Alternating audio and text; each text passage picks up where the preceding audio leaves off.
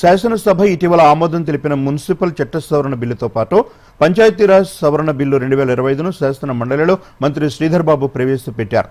ఈ చట్టం ద్వారా కొత్తగూడెం కార్పొరేషన్తో పాటు ములుగు, కల్లూరు, బిచ్కుంద, ఆలియాబాద్, మూడుచింతలపల్లి, ఎల్లంపేట మున్సిపాలిటీలు ఏర్పాటవుతాయని శ్రీధర్ బాబు తెలిపారు.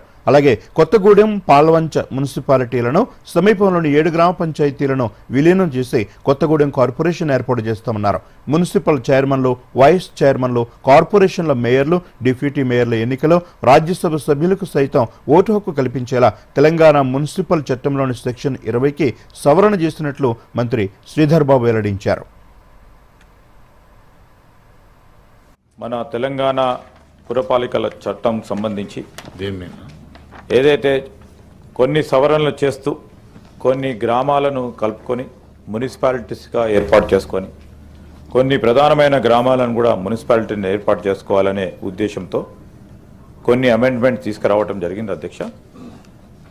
ఈ అమెండ్మెంట్స్లో భాగంగా సెక్షన్ 20 రాజ్యసభ సభ్యులకి చైర్మన్, మేయర్ ఎన్నికల్లో ఓటు హక్కు కల్పించడం అధ్యక్ష.